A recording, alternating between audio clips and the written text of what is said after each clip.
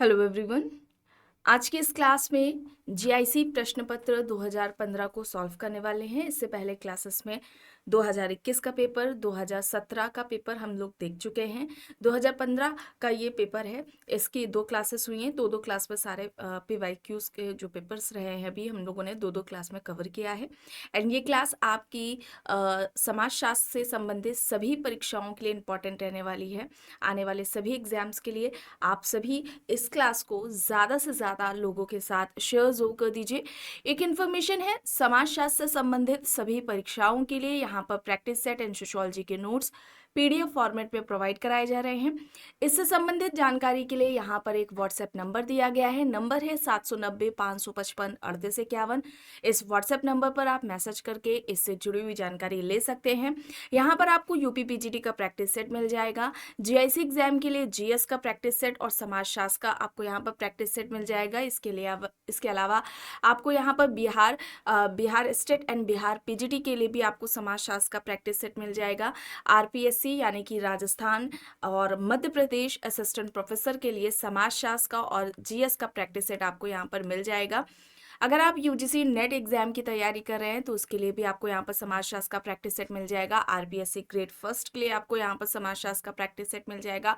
समाजशास्त्र के नोट्स की बात की जाए तो बेसिक कॉन्सेप्ट्स यानी कि मूलभूत अवधारणाओं के अगर आप नोट्स चाहते हैं समाजशास्त्र के लिए तो वो भी आपको ये मिल जाएंगे। लगभग समाजशास्त्र से संबंधित सभी परीक्षाओं में ये कॉन्सेप्ट्स रहते हैं। इसके अलावा वन लाइनर के नोट्स चाहते हैं जो कि रिविजन टाइम के लिए बेस्ट रहने वाले हैं तो उसके भी आपको यहाँ पर नोट्स मिल जाएंगे। थिंकर्स के भी नोट्स आपको यहाँ पर मिल जाएंगे। इसमें इंडियन थिंकर्स भी दिए गए हैं और अगर आप यूपीपीजीटी एग्जाम की तैयारी कर रहे हैं तो उसके लिए भी आपको यहाँ पर समाजशास्त्र के नोट्स मिल जाएंगे। ध्यान रखें, इसमें यूपीपीजीटी का पूरा सिलेबस आपका कंप्लीट कराया गया है। सेकंड ग्रेड के भी नोट्स आपको यहाँ पर मिल जाएंगे। कोई भी इससे जुड़ी हुई जानकारी चाहते हैं तो ये यहाँ पर व्हाट्सएप नंबर दिया गया है 790-555-3851। इस पर आप मैसेज करके पूरी जानकारी ले सकते हैं। ठीक है, 2021 का प्रश्न पत्र 2017 का देख चुके हैं, 2015 का हम लोग देख रहे हैं जिसमें हम लोगों ने 60 प्रश्न किए थे।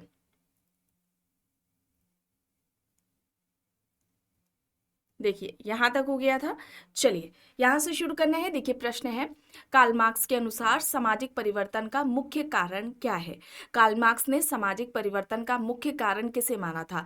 विकल्प में यहाँ पर दिया गया है वर्ग संघर्ष, सामाजिक सुधार, राजनीतिक परिवर्तन, औद्योगिक क्रांति। मार्क्स के अनुसार सामाजिक परिवर्तन का मुख्य कारण क्या है? क्या होगा यहाँ पर? किसे माना था मार्क्स ने सामाजिक परिवर्तन का मुख्य कारण? वर्ग संघर्ष को। क्लास कॉन्फ्लिक्ट होगा। ऑप्शन ए यहाँ पर राइट आंसर हो जाएगा। ठीक है, विकल्प ए यहाँ पर राइट आंसर हो जाएगा। दास कैपिटल ये इनकी पुस्तक है, अक्सर एग्जाम्स में पूछ ली जाती है। और वर्ग को अर्थ के आधार पर, ठीक है, वर्ग को आर्थिक आधार पर इन्होंने परिभाषित किया था। ठीक है, आर्थिक आधार पर वर्ग को इन्होंने परिभाषित किया था। आर्थिक निर्धारणवादी इन्हें कहा जाता है। ठीक है, आर्थिक निर्धारणवादी इनको कहा जाता है। इसे भी आप याद रखेंगे, एग्जाम्स में इनका ये इस तरह से प्रश्न पूछा जाता है। चलिए आगे यहाँ पर देखिए प्रश्न है, पुस्तक से संबंधित है। पुस्तक का नाम दिया गया है यहाँ पर caste and race in India. Options देख लीजिए, Dumont, M N Srinivas, S C. Dube, G S. Ghurye. Caste and race in India पुस्तक किसके द्वारा लिखी गई है? Caste and race in India ये किसकी हो जाएगी? Caste and race in India यह पुस्तक किसकी है?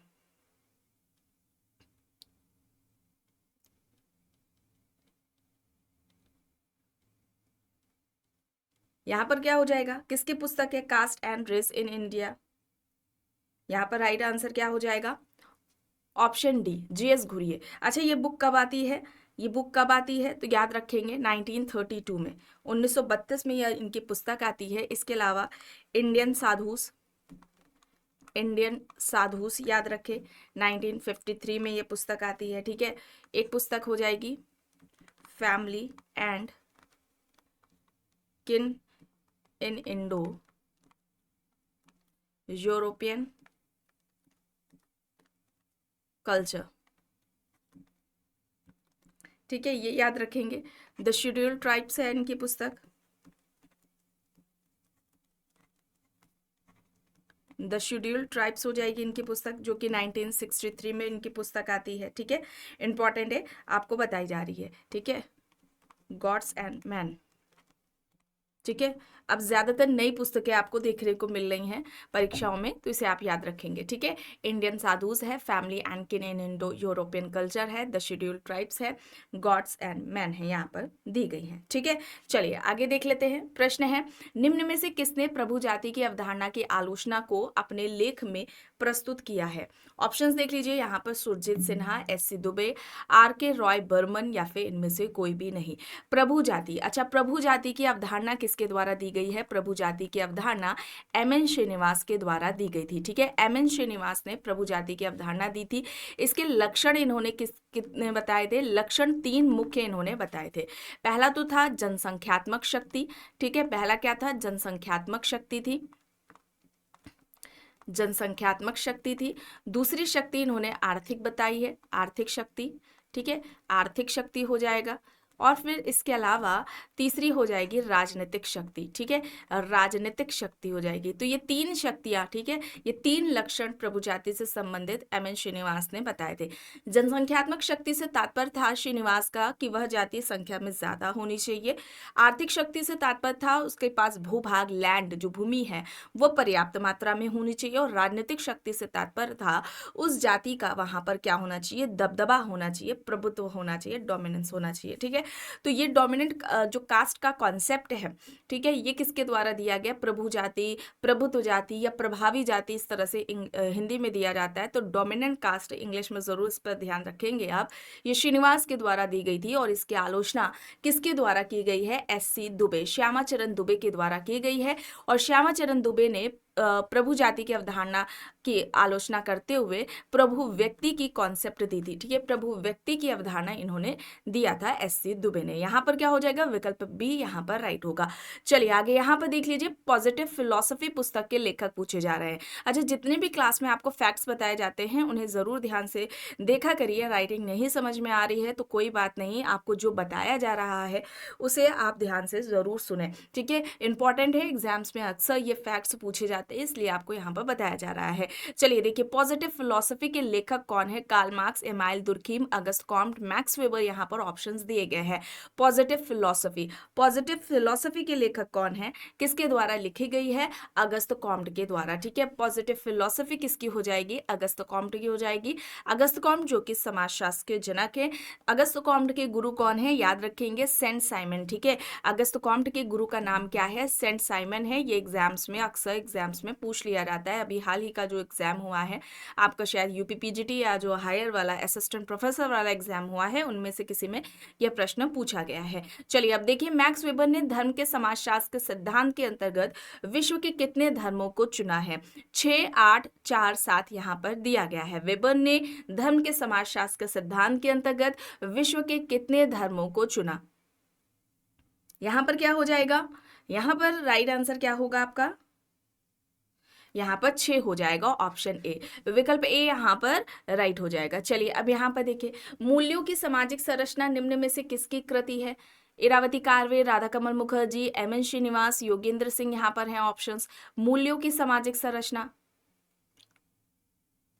यहाँ पर राइट आंसर क्या हो जाएगा? राधा कमल मुखर्जी। ठीक है, साधन साधन मूल्य की बात राधा कमल मुखर्जी द्वारा की गई थी, ऑप्शन बी। ठीक है, विकल्प बी यहाँ पर राइट हो जाएगा। चलिए आगे देख लेते हैं, सामाजिक क्रिया। ठीक है, सोशल एक्शन की बात हो रही है।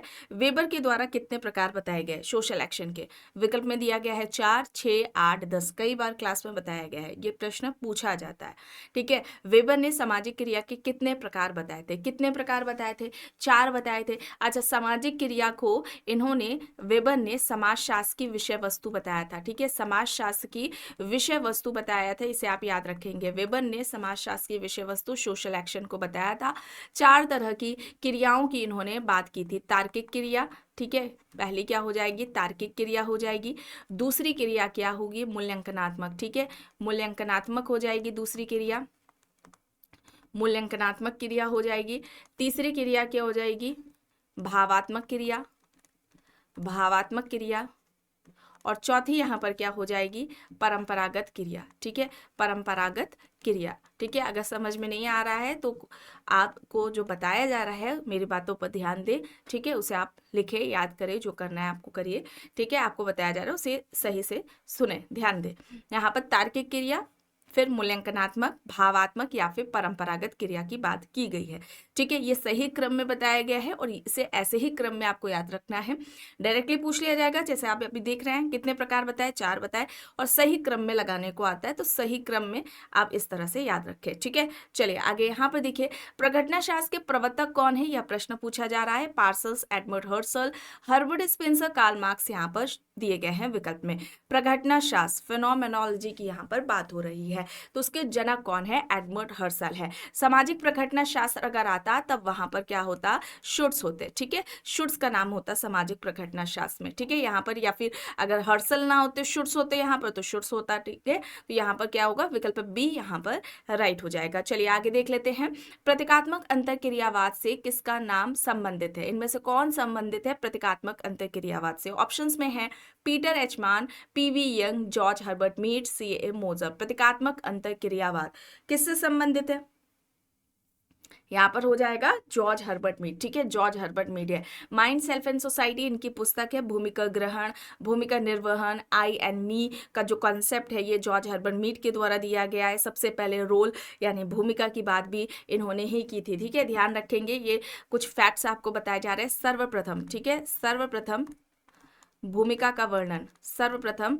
भूमिका का वर्णन इन्होंने किया था। ठीक है, सर्वप्रथम भूमिका का वर्णन, सर्वप्रथम समाजीकरण। ठीक है, सर्वप्रथम समाजीकरण यानी कि सोशलाइजेशन की जो बात है ये इनके जॉर्ज हर्बर्ट मीड के द्वारा ही की गई है। आई एंड मी, ठीक है, आई एंड मी का कॉन्सेप्ट इनके द्वारा दिया गया है। सेल्फ डेवलपमेंट को ही इन्होंने क्या कहा था, स्व का विकास ही क्या है, समाजीकरण है। ठीक है, सेल्फ डेवलपमेंट को ही इन्होंने क्या कहा था, सोशलाइजेशन कहा था, समाजीकरण कहा था। ठीक है, चलिए आगे देख लेते हैं। प्रश्न है, नौकरशाही का आदर्श प्रारूप किसने प्रस्तुत किया, Max Weber, Parsons, Emile Durkheim, Karl Marx. यहाँ पर ऑप्शंस है नौकरशाही का आदर्श प्रारूप, यहाँ पर क्या हो जाएगा, ब्यूरोक्रेसी की बात किसने की थी, मैक्स वेबर ने की थी। इसमें इन्होंने अलगाव की बात की है, ये भी आप याद रखेंगे। ठीक है, अलगाव की बात की है। अलगाव की अच्छा बात और कौन करते हैं, कार्ल मार्क्स भी करते हैं। कार्ल मार्क्स ने कितने बताए थे, अलगाव के 4 चरण, 4 बताए थे इन्होंने। ठीक है, ये एग्जाम्स में आपके पीजीटी या असिस्टेंट प्रोफेसर के एग्जाम्स में ये प्रश्न पूछा गया था। यहाँ पर क्या होगा, मैक्स वेबर होगा, ऑप्शन ए यहाँ पर राइट होगा। चलिए आगे यहाँ पर देखिए, वर्ग संगत सिद्धांत के प्रतिपादक कौन है, Max Weber, Karl Marx, Emile Durkheim या फिर इनमें से कोई भी नहीं। क्लास कॉन्फ्लिक्ट, अभी आपको बताया गया, एक प्रश्न आया था, क्लास कॉन्फ्लिक्ट की बात किसने की थी, कार्ल मार्क्स ने की थी। विकल्प बी यहाँ पर राइट आंसर हो जाएगा। चलिए आगे देख लेते हैं। प्रश्न है, भारतीय समाज के अध्ययन में संरचनात्मक प्रकार्यात्मक परिप्रेक्ष्य का किसने प्रयोग किया। ऑप्शंस देख लीजिए, AR. Desai, Ramkrishna Mukherjee, SC. Dube, DP. Mukherjee. यहाँ पर ऑप्शंस है भारतीय समाज के अध्ययन में संरचनात्मक प्रकार्यात्मक परिप्रेक्ष्य का किसने प्रयोग किया है। यहाँ पर सही क्या होगा, यहाँ पर राइट आंसर क्या हो जाएगा, एस.सी. दुबे, श्यामा चरण दुबे ने किया था। ठीक है, इसके अलावा किसने किया है, एम.एन. श्रीनिवास ने भी किया है। याद रखेंगे, एम.एन. श्रीनिवास ने भी किया है संरचनात्मक प्रकार्यात्मक परिप्रेक्ष्य का प्रयोग। चलिए आगे देख लेते हैं। प्रश्न है, social theory and social structure नामक पुस्तक के लेखक कौन है, Emile Durkheim, RK. Merton, Parsons, Hegel. यहाँ पर ऑप्शंस है, पुस्तक का नाम है social theory and social structure. किसकी हो जाएगी, social theory and social structure, social theory and social structure किसकी हो जाएगी, RK. Merton, Robert King Merton की है। मध्य अभिसीमा का सिद्धांत मर्टन ने दिया था। प्रकार दुष्प्रकार की बात भी मर्टन के द्वारा की गई है। विकल्प बी यहाँ पर राइट होगा। प्रश्न है पुस्तक से ही संबंधित, structure and function in primitive society. Options देख लीजिए, Radcliffe Brown, R K. Merton, Nadel, Sorokin. Structure and function in primitive society किसकी हो जाएगी, structure and function in primitive society, ये किसकी हो जाएगी, रेडक्लिफ ब्राउन की। ठीक है, रेडक्लिफ ब्राउन, ऑप्शन ए यहाँ पर राइट हो जाएगा। प्रश्न है किसने मिडिल रेंज थ्योरी की अवधारणा दी है? Hegel, Max Weber, SF Nadel, RK Merton. यहाँ पर ऑप्शंस है मिडिल रेंज थ्योरी, मध्य अभिसीमा का सिद्धांत, अभी आपको बताया गया। ये किसका है? रॉबर्ट किंग मर्टन का है। विकल्प डी यहाँ पर हो जाएगा सही। अब यहाँ पर देखिए प्रश्न है सकारात्मक एवं नकारात्मक संदर्भ समूहों के बीच अंतर किसने स्थापित किया? ठीक है, ऑप्शन देख लीजिए, Frazer, Radcliffe Brown, RK Merton, R Aron. यहाँ पर ऑप्शंस दिए गए हैं। देखिए अगर पूछा जाता है, यहाँ पर अंतर पूछा जा रहा है, ठीक है, सकारात्मक व नकारात्मक अंतर समूह, ठीक है, सकारात्मक व नकारात्मक संदर्भ समूह, इस अवधारणा के जनक पूछा जाए, ठीक है, जनक कौन है, या अवधारणा किसके द्वारा दी गई है, तो आपको याद रखना है न्यूकॉम्ब, ठीक है, न्यूकॉम्ब के द्वारा ये कॉन्सेप्ट दिया गया है। लेकिन यहाँ पर प्रश्न में पूछा गया है अंतर किसने किया है, ठीक है, तो यहाँ पर क्या होगा, अंतर किसने किया था? रॉबर्ट किंग मर्टन ने किया था। ऑप्शन सी यहाँ पर राइट है। सकारात्मक नकारात्मक संदर्भ समूह की अवधारणा ये न्यूकॉम्ब द्वारा दी गई है, लेकिन अंतर जो किया था वो किसने किया था? मर्टन ने किया था। सकारात्मक संदर्भ व्यक्ति और नकारात्मक संदर्भ व्यक्ति, इस तरह का जो कॉन्सेप्ट है वो मर्टन के द्वारा भी दिया गया है। वहां पर व्यक्ति की बात हो रही है, यहाँ पर रेफरेंस ग्रुप पूछा गया है, ठीक है, और अंतर पूछा गया है, ठीक है, अंतर मर्टन ने किया, कॉन्सेप्ट किसने दिया सकारात्मक नकारात्मक वाला? वो न्यूकॉम्ब के द्वारा दिया गया है, ठीक है। और समाजशास्त्र में सबसे पहले संदर्भ समूह रेफरेंस ग्रुप की बात किसने की है? तो समाजशास्त्र में जब पूछा जाएगा तब मर्टन हो जाएंगे, या फिर सर्वप्रथम संदर्भ समूह की बात किसने की है? तब हाइमन हो जाएंगे, ठीक है। विकल्प पर भी डिपेंड करता है, हो सकता है हाइमन ना हो, मर्टन हो, तो ऐसे में आपको मर्टन को ही टिक करना पड़ेगा, ठीक है। चलिए आगे देख लेते हैं। प्रश्न है रूल्स ऑफ सोशियोलॉजिकल मेथड। अब इस पुस्तक के लेखक कौन है? Alfred Schutz, Emile Durkheim, Peter Berger, Habermas. यहाँ पर ऑप्शंस है रूल्स ऑफ सोशियोलॉजिकल मेथड। यहाँ पर क्या हो जाएगी? रूल्स ऑफ सोशियोलॉजिकल मेथड, ये किसके द्वारा दी गई है?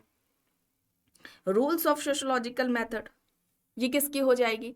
दुर्खीम की हो जाएगी, ठीक है, दुर्खीम की पुस्तक हो जाएगी। ऑप्शन बी यहाँ पर राइट आंसर हो जाएगा। दुर्खीम को पहला प्रोफेसर माना जाता है, या पहले अकादमिक समाजशास्त्री किसे माना जाता है? ये देख लीजिए, ये एग्जाम्स में पूछा गया है, ठीक है, पहला अकादमिक समाजशास्त्री, पहला अकादमिक समाजशास्त्री कौन है? दुर्खीम है, ठीक है। कॉम्ट का, अगस्त कॉम्ट का उत्तराधिकारी, और याद रखें इनका जन्म कहाँ हुआ है? फ्रांस में हुआ है। जन्म से प्रश्न पूछा गया, कहाँ पर हुआ था, ठीक है, और पहला अकादमिक समाजशास्त्री या पहला प्रोफेसर किसे कहा जाता है, ये भी प्रश्न आ चुका है। और ध्यान रखें कॉम्ट का उत्तराधिकारी भी इन्हें एमाइल दुर्खीम को कहा जाता है। ये अभी हाल ही में जो एग्जाम्स हुए हैं उसमें दुर्खीम का ये प्रश्न पूछा गया इस तरह से, ठीक है। चलिए आगे यहाँ पर देखिए, इंटरनेट का सर्वोत्तम प्रयोग जो विश्व भर में जाना जाता है कहलाता है? ऑप्शंस है आधुनिकीकरण, वैश्वीकरण, वर्ल्ड वाइड वेब, वेबकैम। यहाँ पर ऑप्शंस हैं, यहाँ पर सही क्या होगा? वर्ल्ड वाइड वेब होगा। ऑप्शन सी यहाँ पर राइट हो जाएगा। प्रश्न है उस अवधारणा का नाम बताएं जिसे एम.एन. श्रीनिवास ने निम्न जातियों में होने वाले परिवर्तन के संदर्भ में प्रयुक्त किया है। ऑप्शंस है आधुनिकीकरण, धन निरपेक्षता, संस्कृतिकरण, पश्चिमीकरण। यहाँ पर दिए गए हैं कॉन्सेप्ट्स। उस अवधारणा का नाम बताना है जिसे एम.एन. श्रीनिवास ने निम्न जातियों में होने वाले परिवर्तन के संदर्भ में प्रयुक्त किया है। निम्न जातियों में होने वाले परिवर्तन, तो यहाँ पर क्या होगा? संस्कृतिकरण होगा, ठीक है, संस्कृताइजेशन। ऑप्शन सी यहाँ पर राइट आंसर हो जाएगा। अच्छा क्या है, ये प्रक्रिया क्या कहलाती है, किसे कहा जाएगा, है ना। कई बार स्टेटमेंट दे दिया जाता है, उसे समझाना बताना होता है कि ये प्रक्रिया है क्या, इसे क्या कहा जाएगा। तो ध्यान रखें, किसी भी निम्न हिंदू जाति या जनजाति के द्वारा किसी उच्च या द्विज जाति के रीति रिवाज, उनकी प्रथाओं, जीवन शैली, धार्मिक कर्म कांडों का अनुकरण कई पीढ़ियों तक किया जाता है, ताकि उनका जाति पदक्रम में जो स्थान है वो पहले से बेहतर हो सके। इसी प्रोसेस को क्या कहा जाता है? संस्कृतिकरण कहा जाता है। और ध्यान रखेंगे आप, ये कॉन्सेप्ट किस पुस्तक में दिया गया है? तो पुस्तक का नाम है religion and society among the कुक्स of south India. 1952 में ये बुक आती है। कब आती है? 1952 में आती है। ये कॉन्सेप्ट दिया गया है। और इसके अलावा आप ये याद रखें कि सबसे पहले, ठीक है, संस्कृतिकरण के जगह पर इन्होंने किस शब्द का प्रयोग किया था? संस्कृति संस्कृतिकरण की जगह पर एम.एन. श्रीनिवास ने पहले किस शब्द का प्रयोग किया था? ब्राह्मणीकरण शब्द का प्रयोग किया था। इसकी आलोचना होती है क्योंकि लोगों ने देखा कि इसमें केवल जो लोग हैं, निम्न हिंदू जाति है, जनजाति है, वो केवल ब्राह्मणों का अनुकरण नहीं कर रही है, बल्कि वह अन्य उच्च जातियों का अनुकरण कर रही है। और दूसरा आलोचना का ये भी कारण रहा कि ये जो ब्राह्मणीकरण शब्द है, यह दूसरे के द्वारा प्रयोग किया जा चुका था। शायद अयप्पन करके उनका नाम है, उनके द्वारा प्रयोग कर लिया गया था। तो जब इनकी आलोचना इस तरह से होती है तो श्रीनिवास ने देखा आलोचना उनकी हो रही है और ये गलत है, तो फिर उसकी जगह उन्होंने क्या किया? संस्कृतिकरण का नाम दिया था। ठीक है, संस्कृतिकरण, धर्मनिरपेक्षीकरण, पश्चिमीकरण, आधुनिकीकरण, ये सभी अवधारणाएं किसके द्वारा दी गई हैं? एम.एन. श्रीनिवास के द्वारा दी गई हैं। इसके अलावा आप याद रखें, फैलाव का कॉन्सेप्ट भी इनका है, फैलाव की अवधारणा भी इनके द्वारा दी गई है। और वोट बैंक की, ठीक है, वोट बैंक की अवधारणा भी इनके द्वारा दी गई है। वोट बैंक का इनका कॉन्सेप्ट हो जाएगा प्रभु जाति, डोमिनेंट कास्ट का कॉन्सेप्ट भी इनका हो जाएगा। ठीक है, ये सारी अवधारणाएं इनके द्वारा दी गई हैं। चलिए आगे देख लेते हैं। प्रश्न यहाँ पर है, उस समाजशास्त्री का नाम बताइए जिसने कहा कि इलेक्ट्रॉनिक दूरसंचार के प्रयोग से पूरा विश्व एक गांव बन गया है। ऑप्शंस है Marshall McLuhan, Herbert Marcuse, Habermas, Manuel Castells. यहाँ पर ऑप्शंस है। यहाँ पर राइट क्या हो जाएगा? इनमें से किसने ये बात कही है? राइट आंसर यहाँ पर क्या होगा? राइट आंसर यहाँ पर क्या हो जाएगा? मार्शल मैकलुहान, ऑप्शन ए यहाँ पर राइट हो जाएगा। चलिए आगे यहाँ पर देखते हैं। पश्चिमीकरण की विशेषता बतानी है। ऑप्शंस देखिए, अधार्मिक प्रक्रिया, तटस्थ अवधारणा, मूल्यगत अधिमान्यताएं, उपयुक्त सभी। पश्चिमीकरण की विशेषता क्या है? इनमें से आधार्मिक प्रक्रिया है, तटस्थ अवधारणा है, मूल्यगत अधिमान्यताएं हैं, या फिर ये सभी। यहाँ पर क्या हो जाएगा? यहाँ पर ये सभी हो जाएगा। विकल्प डी यहाँ पर राइट आंसर हो जाएगा। प्रश्न है, किसने सामाजिक नियंत्रण के दो प्रकार, प्रत्यक्ष अप्रत्यक्ष नियंत्रण की बात की है? तो किम्बॉल यंग है, कॉल मैनहीम है, कूले हैं, मैक्स वेबर। यहाँ पर ऑप्शंस दिए गए हैं। तो यहाँ पर देखिए, सोशल कंट्रोल की पहले हम बात कर लेते हैं। जनक, ठीक है, जनक कौन है? किसके द्वारा सबसे पहले व्यवस्थित तरीके से, है ना, सबसे पहले किसने बात की? प्रश्न अगर इस तरह से पहले, तो देखिए जनक कौन है, इस तरह से पूछ लिया जाएगा, है ना, सामाजिक नियंत्रण की अवधारणा के जनक कौन है? तो नाम क्या है? E.A. रॉस। ठीक है, E.A. रॉस है। एक प्रश्न पूछा जाता है इसका, सर्वप्रथम वर्णन। ठीक है, अब यहीं पर बहुत से कंफ्यूज हो जाते हैं। सर्वप्रथम वर्णन किसने किया? ठीक है, सामाजिक नियंत्रण का सर्वप्रथम वर्णन किसने किया? तब भी नाम किसका आएगा? E.A. रॉस का नाम आएगा। एक प्रश्न पूछा जाता है व्यवस्थित वर्णन। ठीक है, व्यवस्थित वर्णन किसने किया है? तो व्यवस्थित वर्णन भी पूछा जाए, सर्वप्रथम वर्णन जनक किसने किया, तब भी नाम किसका आएगा? E.A. रॉस का ही नाम आएगा। अच्छा, किस पुस्तक में बात की है? तो पुस्तक का नाम भी सोशल कंट्रोल है। और सोशल कंट्रोल ये आती कब है? 1901 में यह पुस्तक आती है। ठीक है, इतने फैक्ट्स क्लियर हुए। ये कॉन्सेप्ट किसका है? रॉस का है। ठीक है, प्रश्न पूछा जा रहा है प्रत्यक्ष अप्रत्यक्ष नियंत्रण की बात किसने की है? तो प्रत्यक्ष अप्रत्यक्ष नियंत्रण की बात किसने की है? कॉल मैनहीम ने की है। किम्बॉल यंग आप विकल्प में देख रहे हैं, किम्बॉल यंग ने दो तरह के नियंत्रण की बात की थी, सकारात्मक और नकारात्मक नियंत्रण। ठीक है, सकारात्मक नियंत्रण और नकारात्मक नियंत्रण, ये याद रखेंगे आप। सकारात्मक नियंत्रण, नकारात्मक नियंत्रण हो जाएगा। ठीक है, ये किसने बताए हैं? किम्बॉल यंग के द्वारा बताए गए हैं।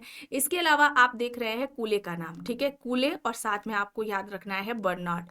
ठीक है, कूले व बर्नार्ड के द्वारा दो तरह के नियंत्रण की बात की गई थी, चेतन नियंत्रण और अचेतन नियंत्रण। ठीक है, चेतन नियंत्रण और अचेतन नियंत्रण की जो बात है कूले व बर्नार्ड के द्वारा की गई है। दोनों नाम याद रखने, हो सकता है कूले ना दिया गया हो, केवल बर्नार्ड हो, तो ऐसे में आपको बर्नार्ड को टिक करना होगा। ठीक है, इंपॉर्टेंट इतने फैक्ट्स थे आपको बताए गए हैं। चलिए आगे देख लेते हैं। प्रश्न है, निम्न में से कौन प्राथमिक सामाजिक नियंत्रण का माध्यम है? माध्यम पूछा जा रहा है। विकल्प में यहाँ पर दिया गया है परिवार, पड़ोस, मित्र मंडली, उपयुक्त सभी। प्राथमिक सामाजिक नियंत्रण का माध्यम पूछा जा रहा है, तो यहाँ पर क्या होगा? ये सभी होंगे। ठीक है, ऑप्शन डी यहाँ पर राइट आंसर हो जाएगा। विकल्प डी यहाँ पर सही हो जाएगा। आगे चलते हैं, देखते हैं। प्रश्न है यहाँ पर सामाजिक परिवर्तन की अपने विवेचना में किसने भौतिक तथा अभौतिक संस्कृति के अंतर को बताया। कार्ल मार्क्स, स्पेंगलर, ऑगबन, स्पेंसर यहाँ पर ऑप्शंस है। सामाजिक परिवर्तन की विवेचना में भौतिक अभौतिक संस्कृति के अंतर को किसने बताया? या फिर प्रश्न इस तरह से भी पूछ लिया जाता है, भौतिक संस्कृति अभौतिक संस्कृति की बात किसने की? या संस्कृति के दो प्रकार भौतिक संस्कृति व अभौतिक संस्कृति किसके द्वारा बताए गए हैं? ऑगबन के द्वारा बताए गए हैं। इसके अलावा सांस्कृतिक विलंबना की अवधारणा इनके द्वारा दी गई है। सांस्कृतिक विलंबना की अवधारणा इनके द्वारा दी गई है। सोशल चेंज इनकी पुस्तक है, ठीक है, सोशल चेंज इनकी पुस्तक है। इसमें इन्होंने कॉन्सेप्ट दिया था, 1922 में ये पुस्तक इनकी आती है। सांस्कृतिक निर्धारणवादी इनको कहा जाता है, ठीक है, सांस्कृतिक निर्धारणवादी में इनकी गिनती होती है। इन्हें सांस्कृतिक निर्धारणवादी कहा जाता है। मार्क्स को आर्थिक निर्धारणवादी कहा जाता है। ये सभी एग्जाम्स में पूछे जाते हैं जो आपको बताए जा रहे हैं। आगे देखते हैं। प्रश्न है, परिवर्तन के परिप्रेक्ष्य में अभिजात के परिभ्रमण के सिद्धांत को किसने विकसित किया? Spengler, Pareto, Auguste Comte, Sorokin यहाँ पर ऑप्शंस हैं। परिवर्तन के परिप्रेक्ष्य में अभिजात के परिभ्रमण के सिद्धांत को किसने विकसित किया? Spengler, Pareto, Auguste Comte, Sorokin यहाँ पर ऑप्शंस हैं। क्या होगा यहाँ पर? पेरेटो होगा, ठीक है। अभिजात परिभ्रमण का सिद्धांत किसका था? सामाजिक परिवर्तन से संबंधित पेरेटो का।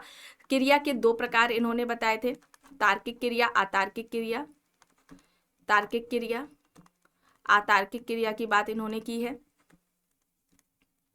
ठीक है। तो ये दो तरह की क्रियाओं की बात किसने की थी? पेरेटो ने की थी। अविशिष्ट है, भ्रांत तर्क है, ये अवधारणा पेरेटो के द्वारा दी गई है। आगे देखते हैं। प्रश्न है, किसने सामाजिक उद्विकास के आर्थिक निर्णयवाद का सिद्धांत दिया? Karl Marx, Adam Smith, Karl Mannheim, PA Sorokin यहाँ पर ऑप्शंस है। सामाजिक उद्विकास के आर्थिक निर्णयवाद का सिद्धांत किसने दिया है? यहाँ पर क्या हो जाएगा? कार्ल मार्क्स, ठीक है, कार्ल मार्क्स हो जाएगा। ऑप्शन ए यहाँ पर राइट आंसर हो जाएगा। प्रश्न है, निम्न में से कौन एक मानता है कि समाज अपनी उत्थानावस्था में संस्कृति तथा पतनावस्था में सभ्यता होता है? यहाँ पर ऑप्शंस में दिया गया है Sorokin, Toynbee, Spengler, Herbert Spencer. यहाँ पर क्या हो जाएगा? यहाँ पर राइट आंसर क्या हो जाएगा? स्पेंगलर हो जाएगा, ठीक है, स्पेंगलर हो जाएगा। सोरोकिन ने सामाजिक परिवर्तन का सामाजिक सांस्कृतिक गत्यात्मकता का सिद्धांत दिया था,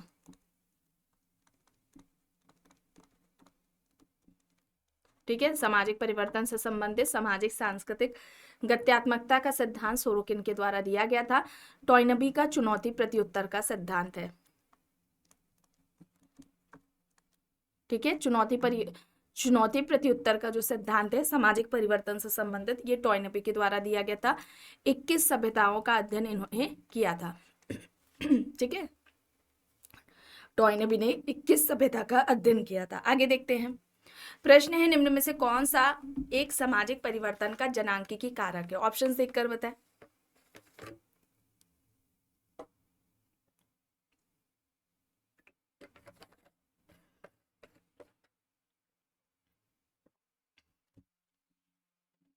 यहां पर क्या हो जाएगा? राइट आंसर क्या हो जाएगा? सामाजिक परिवर्तन का जनांकिकी कारक पूछा जा रहा है। क्या हो जाएगा? आप्रवास तथा उत्प्रवास, ऑप्शन ए, विकल्प ए यहाँ पर राइट हो जाएगा। और सामाजिक जनांकिकी के जनक कौन है? माल्थस हैं, ठीक है, ये याद रखेंगे आप, माल्थस। सामाजिक जनांकिकी के जनक किसे कहा जाता है? माल्थस को कहा जाता है। प्रश्न यहाँ पर देखिए, अवधारणा से संबंधित है। पास्थुमस मॉडर्निटी, ऑप्शंस में है Michael Foucault, Bauman, Derrida, Fredric Jameson. Posthumous modernity की बात हो रही है, किसके द्वारा की गई है? बोमेन के द्वारा की गई है। ऑप्शन बी, विकल्प बी यहाँ पर राइट हो जाएगा। प्रश्न है, सांस्कृतिक विलंबना का सिद्धांत किसने प्रतिपादित किया? अभी बताया गया था सांस्कृतिक विलंबना, सोशल चेंज पुस्तक 1922, इसमें बात इन्होंने की है। ऑप्शन सी, ऑगबन ने। ऑगबन को सांस्कृतिक निर्धारणवादी कहा जाता है, ठीक है। आगे देखते हैं। प्रश्न है, वह अर्थव्यवस्था जिसमें उत्पादन साधन पर निजी स्वामित्व एवं राज्य स्वामित्व एक साथ होता है उसको कहते हैं। ऑप्शन है पूंजीवादी अर्थव्यवस्था, मिश्रित अर्थव्यवस्था, समाजवादी अर्थव्यवस्था, मार्क्सवादी अर्थव्यवस्था यहाँ पर दिए गए हैं। वह अर्थव्यवस्था जिसमें उत्पादन साधन पर निजी स्वामित्व एवं राज्य स्वामित्व एक साथ होता है उसे क्या कहा जाता है? क्या कहा जाएगा उसे? मिश्रित अर्थव्यवस्था। ठीक है, मिश्रित अर्थव्यवस्था कहेंगे, बी यहाँ पर राइट होगा।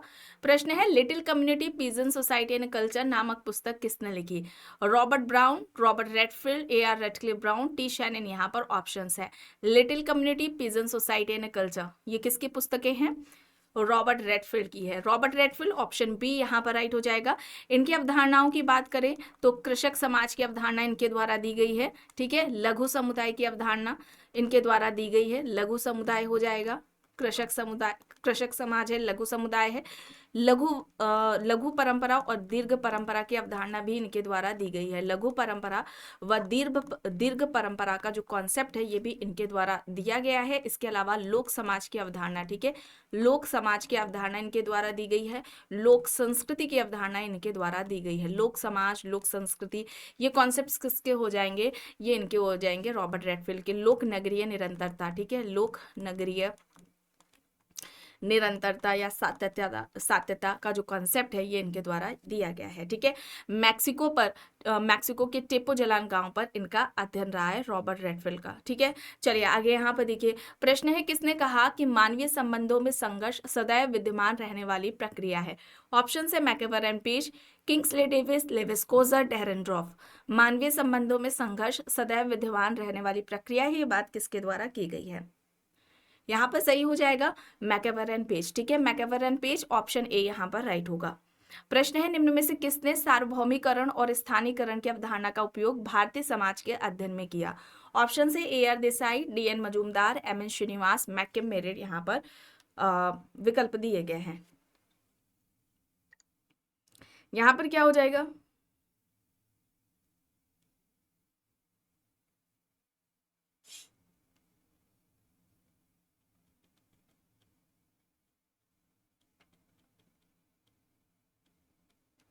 यहाँ पर राइट आंसर क्या हो जाएगा? यहाँ पर मैककेम मेरिट हो जाएगा। ठीक है, सार्वभौमिकरण और स्थानीयकरण ये अभी आपका जो जीडीसी का एग्जाम हुआ है उसमें ये अवधारणा पूछी गई थी। ठीक है, और मैककेम मेरिट का एक स्टेटमेंट शायद में भी स्टेटमेंट करके था जिसमें किशनगढ़ी करके एक स्टेटमेंट दिया गया था। इस पर इनका अध्ययन रहा है, तो ध्यान रखेंगे फील्ड वर्क से भी प्रश्न पूछा जाता है। तो यहाँ पर किशनगढ़ी पर अध्ययन किसका था? मैककेम मेरिट का था। इस सार्वभौमिकरण स्थानीयकरण की अवधारणा इनके द्वारा दी गई है। विलेज इंडिया इनकी पुस्तक है। ठीक है, विलेज इंडिया इनकी पुस्तक है। ठीक है, आगे चलते हैं, देखते हैं। प्रश्न है निम्न में से कौन सी औद्योगिक समाज की विशेषता है? ऑप्शन देखिए परंपराओं एवं प्रथाओं का अनुरक्षण, सजातीयता एवं वर्ग चेतना की कमी, प्रतिस्पर्धा एवं संघर्ष, या फिर उपयुक्त सभी। यहाँ पर क्या हो जाएगा? औद्योगिक समाज की विशेषता पूछी जा रही है।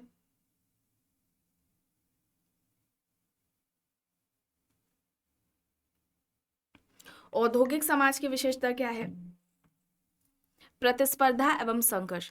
ठीक है, प्रतिस्पर्धा एवं संघर्ष, और ये कैसी प्रक्रिया है? असहयोगी प्रक्रिया है। ठीक है, असहयोगी सामाजिक प्रक्रिया है ये। सोशल प्रोसेस से इस तरह से प्रश्न पूछा जाता है ना। चलिए आगे यहाँ पर देखिए प्रश्न है सामाजिक परिवर्तन के अध्ययन में अविशिष्ट एवं विशिष्ट चालक की अवधारणा किसने प्रयुक्त की? ऑप्शन है Veblen, Pareto, Karl Marx, Sorokin. सामाजिक परिवर्तन के अध्ययन में अविशिष्ट एवं विशिष्ट चालक की अवधारणा किसने प्रयुक्त की? यहाँ पर सही हो जाएगा पेरेटो। ठीक है, पेरेटो होगा, बी यहाँ पर राइट होगा। अब यहाँ पर देखिए प्रश्न है ग्रामीण क्षेत्रों को नगरीय क्षेत्रों में बदलने की प्रक्रिया का नाम ही नगरीकरण है, यह परिभाषा किसकी है? योगेंद्र सिंह, एम.एन. श्रीनिवास, ई.एफ. बर्गेल, डब्ल्यू मूर यहाँ पर ऑप्शंस है। अच्छा, नगरीकरण की अवधारणा आप सभी आंसर करें। नगरीकरण की अवधारणा के जनक कौन है? लुई वर्थ है। लुई वर्थ है, और इनके जो लक्षण थे वो लुई वर्थ के द्वारा दिए गए थे नगरीकरण से संबंधित। जनसंख्या का आकार, जनसंख्या घनत्व और जनसंख्या विषमता। ठीक है, ये तीन जो लक्षण थे ये लुई वर्थ के द्वारा बताए गए थे और ये एग्जाम्स में पूछे जाते हैं, मोस्ट इंपॉर्टेंट है, इसे आप याद रखेंगे। यहाँ पर बर्गेल है, ठीक है। ग्रामीण क्षेत्रों को नगरीय क्षेत्रों में बदलने की प्रक्रिया का नाम ही नगरीकरण है, ये किसका कहना है? बर्गेल का कहना है। सी यहाँ पर राइट है।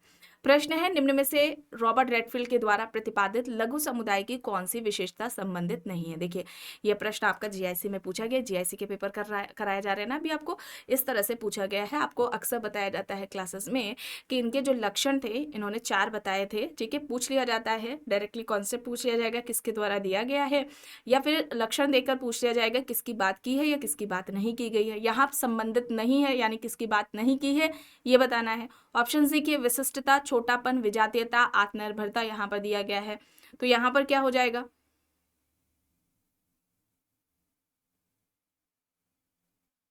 यहाँ पर लघुता, विशिष्टता, समरूपता, आत्मनिर्भरता की बात की थी, विजातीयता नहीं होगा, ठीक है, समरूपता होगा।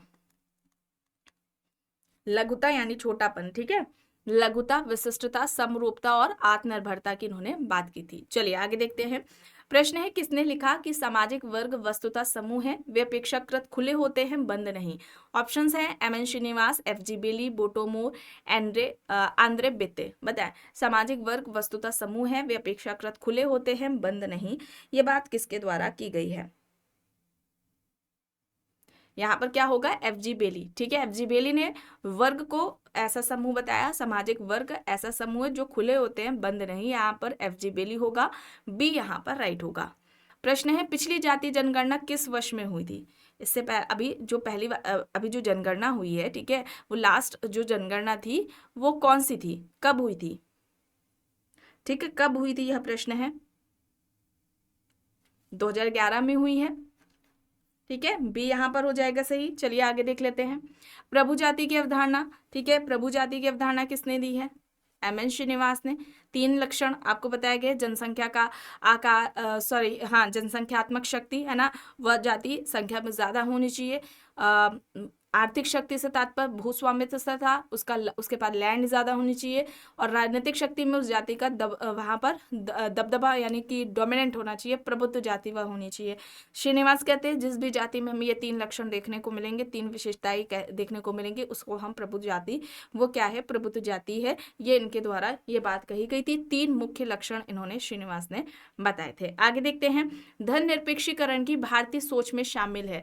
ऑप्शन देखिए, धार्मिक विश्वासों व्यवहारों का ह्रास से योग्यता अनुरूप प्रतिफल का सिद्धांत, धर्म से नैतिकता और शिक्षा का बिलगाव, सर्वधर्म संभाव यहाँ पर दिया गया है।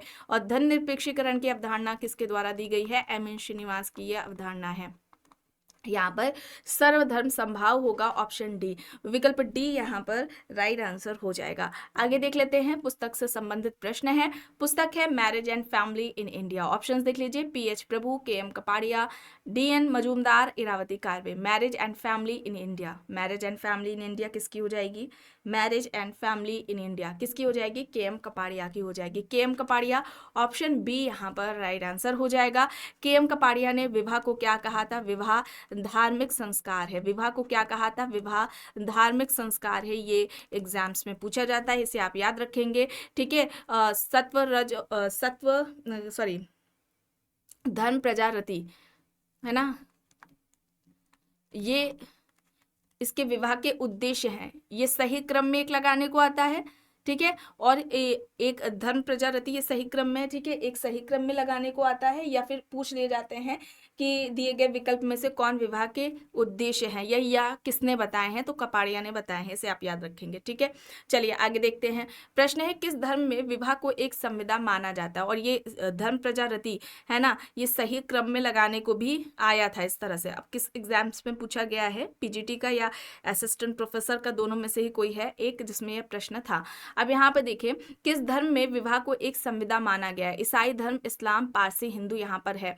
तो देखिए किस धर्म में विवाह को संविदा मतलब कॉन्ट्रैक्ट यानी कि समझौता माना गया है, तो इस्लाम हो जाएगा, ठीक है। मुस्लिम विवाह में जो है विवाह को क्या कहा गया है? समझौता माना गया है, संविदा माना गया है, बी यहाँ पर राइट होगा। प्रश्न है, पश्चिमी समाज में संयुक्त परिवार के विघटन का प्रमुख कारण क्या है? संस्कृतिकरण, औद्योगिकीकरण, भौतिकवाद, आत्मनिर्भरता। यहाँ पर ऑप्शन ऑप्शंस है। पश्चिमी समाज में संयुक्त परिवार के विघटन का प्रमुख कारण पूछा जा रहा है, क्या है प्रमुख कारण? यहाँ पर क्या हो जाएगा? राइट आंसर यहाँ पर क्या हो जाएगा?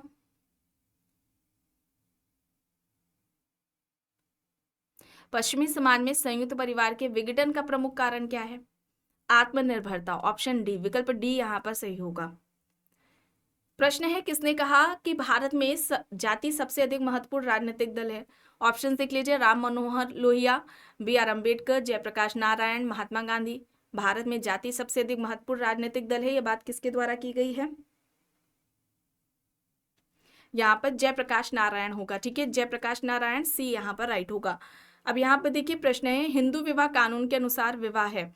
ऑप्शंस, एक पवित्र संस्कार, इकरारनामा, एक औपचारिक व्यवस्था, एक सामाजिक पर्व। क्या है? एक पवित्र संस्कार। किसने कहा था? के एम कपाड़िया ने कहा था। चलिए आगे देखिए, काष्ठा किस भाषा का शब्द है? पुर्तगाली। ठीक है, कास्ट यानी कि जो जाति है वो पुर्तगाली शब्द कास्टा का हिंदी अनुवाद है ना, ये याद रखेंगे, पुर्तगाली भाषा का है। ठीक है, कास्टा उसका हिंदी का है, हिंदी क्या शब्द है? जाति। चलिए, और सबसे पहले किसने जाति का पता लगाया था, ये आपको कमेंट बॉक्स में बताना है, आंसर करना है। चलिए, अब यहाँ पर देखिए, निम्न में से कौन सा अंतः विवाह का एक उदाहरण है? किसे अंतः विवाह कहा जाएगा?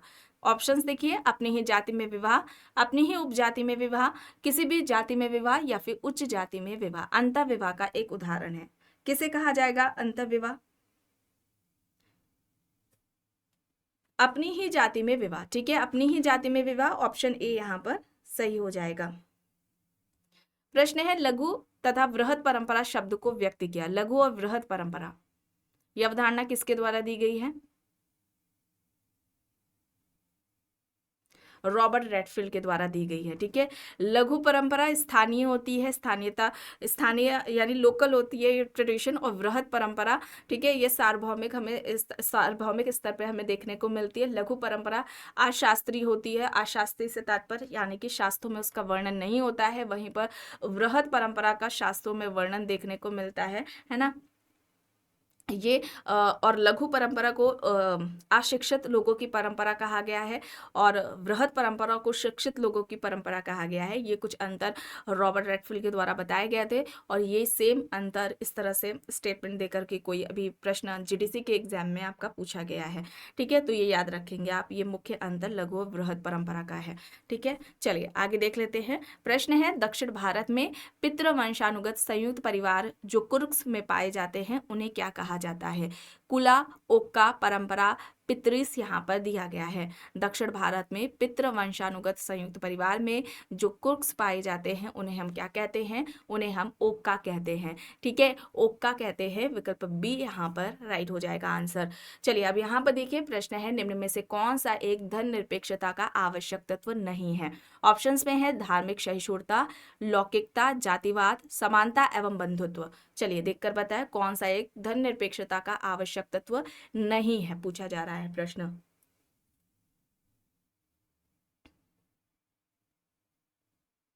तो यहां पर क्या हो जाएगा? यहां पर जातिवाद नहीं होगा, सी यहां पर राइट होगा। जाति का प्रजाति सिद्धांत किसने दिया है? DN. Majumdar, Ghurye, Risley, Hutton. यहां पर ऑप्शंस हैं,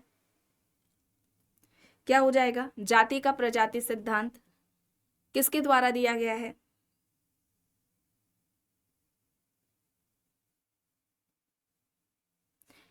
उद्विकासीय सिद्धांत किसने दिया है? व्यवसायिक सिद्धांत किसका है? व्यवसायिक सिद्धांत है। उद्विकासीय सिद्धांत है, जाति की उत्पत्ति से संबंधित। धार्मिक सिद्धांत है।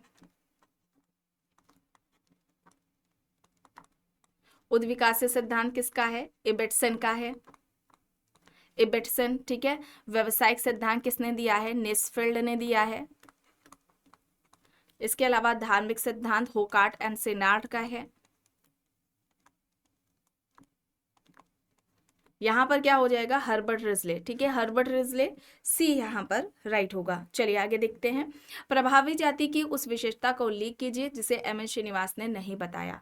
जनसंख्यात्मक शक्ति, आर्थिक प्रभाव, राजनीतिक शक्ति, श्वेत वस्त्र व्यवसाय। अभी आपको बताया गया इस क्लास में। देखिए यहाँ पर लक्षण विशेषता से संबंधित प्रश्न पूछा गया, जाति प्रभु जाति से संबंधित। तो किसकी बात नहीं की थी श्रीनिवास ने? जनसंख्यात्मक शक्ति, उस वह जाति संख्या में ज्यादा होनी चाहिए। आर्थिक शक्ति से तात्पर्य यह था कि उसके पास जो भूभाग है, लैंड है, वो पर्याप्त मात्रा में होना चाहिए। राजनीतिक शक्ति से तात्पर्य था श्रीनिवास का कि उस जाति का दबदबा होना चाहिए, वो क्या होनी चाहिए, डोमिनेंट होनी चाहिए, उसका प्रभुत्व होना चाहिए वहां पर। तो ये 3 विशेषताएं, 3 लक्षण प्रभु जाति से संबंधित श्रीनिवास ने बताए थे। श्वेत वस्त्र व्यवसाय की बात नहीं की थी, विकल्प डी यहाँ पर राइट होगा। चलिए अब यहाँ पर देखिए, परंपरागत जजमानी व्यवस्था में कमीन शब्द का प्रयोग किसके लिए किया जाता है? उच्च जाति, प्रभावी जाति, सेवादार जाति, मध्यम जाति यहाँ पर दिया गया है। जजमानी व्यवस्था, यह अवधारणा किसके द्वारा दी गई? ठीक है, एक प्रश्न बनेगा अवधारणा के जनक कौन है। एक पूछा जाएगा अवधारणा का प्रयोग किसने किया है। ठीक है, अवधारणा का सर्वप्रथम प्रयोग, है ना, सर्वप्रथम प्रयोग। एक प्रश्न पूछा जाएगा सर्वप्रथम व्यवस्थित वर्णन किसने किया? सर्वप्रथम व्यवस्थित वर्णन किसने किया? सर्वप्रथम व्यवस्थित वर्णन किया किसने किया? तो नाम क्या है? William Wiser. ठीक है, विलियम वाइजर ने यह अवधारणा दी थी जजमानी व्यवस्था की। सर्वप्रथम जजमानी व्यवस्था की अवधारणा का प्रयोग किसने किया? विलियम वाइजर ने किया है। ठीक है, और एक प्रश्न है, सबसे पहले व्यवस्थित वर्णन जजमानी व्यवस्था का किसने किया? William Wiser. ठीक है, आंसर आपका क्या है? विलियम वाइजर ही है। अच्छा, किस पुस्तक में इन्होंने किया है? तो बुक याद रखेंगे, the Hindu Jajmani system. The Hindu Jajmani system ये इनकी पुस्तक है, जिसमें इन्होंने ये कॉन्सेप्ट दिया है। बुक कब आती है? 1936 में ये पुस्तक आती है। जजमानी व्यवस्था को इन्होंने क्या कहा था? प्रकार्यात्मक संस्था कहा था। ठीक है, जजमानी व्यवस्था क्या है? प्रकार्यात्मक संस्था है, ये इन्होंने बोला। अच्छा, इन्होंने किसने जो है जजमानी व्यवस्था को शोषणात्मक संस्था माना था? शोषणात्मक संस्था माना, क्यों माना था, क्यों कहा था शोषणात्मक संस्था? क्योंकि इसमें कोई कुछ निम्न जाति, कुछ उच्च जातियां होती हैं जो निम्न जातियों का शोषण करती हैं, इस वजह से यहाँ पर जजमानी व्यवस्था को शोषणात्मक संस्था बोला गया था। और ये किसके द्वारा कहा गया था? ऑस्कर लेविस के द्वारा ये बात बोली गई थी। तो इसे भी आप याद रखेंगे। ठीक है, ऑस्कर लेविस ने शोषणात्मक व्यवस्था माना था। प्रकार्यात्मक संस्था किसने माना था? विलियम वाइजर ने माना था। और यहाँ पर क्या होगा, जो कमीन शब्द का प्रयोग किया गया है वो सेवादार जाति के लिए किया गया था। ठीक है, और सेवा लेने वाली जाति के लिए क्या बोला गया था? यजमान बोला गया था। ठीक है, यहाँ पर ये आप याद रखेंगे फैक्ट्स, ये इंपॉर्टेंट है, मोस्ट इंपॉर्टेंट है, इस तरह से प्रश्न इनका पूछा जाता है। और वाइजर ने, विलियम वाइजर ने कहां पर अध्ययन किया था? ठीक है, तो करीमपुर है। ठीक है, करीमपुर गांव है, करीमपुर गांव है, एक सेकेंड, करीमपुर। ठीक है, करीमपुर गांव है। ठीक है, ये कहाँ है? उत्तर प्रदेश का गांव है करीमपुर, वहां पर अध्ययन करके ये इन्होंने कॉन्सेप्ट दे रखा है। चलिए आगे यहाँ पर देखते हैं, निम्न में से किस राज्य ने एक पंचायती राज की असफलता के लिए उत्तरदायी कारक, इनमें से कौन सा है जो पंचायती राज की असफलता के लिए उत्तरदायी कारक है?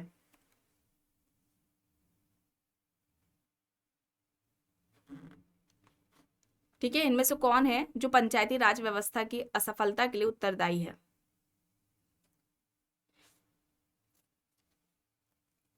यहाँ पर क्या हो जाएगा? भ्रष्ट नौकरशाही होगा, विकल्प डी यहाँ पर राइट होगा। चलिए आगे यहाँ पर देखिए, पुस्तक है kinship organisation in India. Option है K M Kapadia, Irawati Karve, P H Prabhu, G S Ghurye. Kinship organisation in India, ये किसकी हो जाएगी? किनशिप ऑर्गेनाइजेशन इन इंडिया, ये किसकी हो जाएगी पुस्तक? इरावती कार्वे की। ठीक है, इरावती कार्वे, विकल्प बी यहाँ पर राइट होगा। प्रश्न है, निम्न में से कौन सा एक कथन जाति के लिए सही नहीं है? ऑप्शन देखिए, जाति व्यवस्था में भोजन पर प्रतिबंध पाए जाते हैं, जाति व्यवस्था जन पर आधारित है, जाति व्यवस्था में संस्करण पाया जाता है, जाति व्यवस्था में संस्करण नहीं पाया जाता। तो आपको 6 घुरिये की विशेषताएं बताई गई थी जाति व्यवस्था से संबंधित, उसमें से था, है ना, भोजन संबंधी प्रतिबंध पाए जाते हैं, बिल्कुल जन पर आधारित होती है जाति व्यवस्था। जाति क्या है? प्रदत्त परिस्थिति का उदाहरण है। ठीक है, प्रदत्त परिस्थिति का उदाहरण है जाति व्यवस्था। ठीक है, प्रदत्त परिस्थिति का उदाहरण है जाति व्यवस्था। संस्करण पाया जाता है, संस्करण नहीं पाया जाता जाता है ये गलत है, क्योंकि यहाँ पर नहीं बताना था। तो संस्करण नहीं पाया जाता है जाति व्यवस्था में, ये कहना गलत है। यहाँ पर ऑप्शन डी होगा सही। चलिए अब यहाँ पर देखिए, संविधान के किस अनुच्छेद के द्वारा अस्पृश्यता को मिटाने के लिए इसे अपराध बताया गया? अनुच्छेद 15, अनुच्छेद 26, अनुच्छेद 16, 17 यहाँ पर दिया गया है। अस्पृश्यता के अंत की बात किस अनुच्छेद में की गई है? हमारे संविधान के किस अनुच्छेद में अस्पृश्यता के अंत की बात की गई है? अनुच्छेद 17। विकल्प डी यहाँ पर राइट हो जाएगा। आखिरी प्रश्न है, निम्न में से किस राज्य ने पंचायती राज व्यवस्था को सर्वप्रथम क्रियान्वित किया? उत्तर प्रदेश, बिहार, राजस्थान, मध्य प्रदेश, यहाँ पर ऑप्शंस दिए गए हैं। किस राज्य ने पंचायती राज व्यवस्था को सबसे पहले क्रियान्वित किया था? यहाँ पर क्या हो जाएगा? यहाँ पर राइट आंसर राजस्थान हो जाएगा। राजस्थान का नागौर जिला, ठीक है, राजस्थान का नागौर जिला हो जाएगा। कब आती है? 2 अक्टूबर, ठीक है, 1959 में। पीएम कौन थे उस वक्त? जवाहरलाल नेहरू के द्वारा, ठीक है, उनके द्वारा ही यह लागू की जाती है। राजस्थान के नागौर जिले से शुरू की जाती है पंचायती राज व्यवस्था सर्वप्रथम। ऑप्शन सी यहाँ पर राइट आंसर हो जाएगा। तो आज की इस क्लास में बस इतना ही। आई होप ये क्लास आपको पसंद आई होगी। अगर पसंद आई है तो प्लीज़ लाइक करिएगा, कमेंट करके ज़रूर बताइएगा। चैनल पर अगर आप नए हैं तो चैनल को भी ज़रूर सब्सक्राइब कर लीजिएगा, एंड इस वीडियो को जितना हो सके ज़्यादा से ज़्यादा लोगों के साथ शेयर भी ज़रूर करिएगा।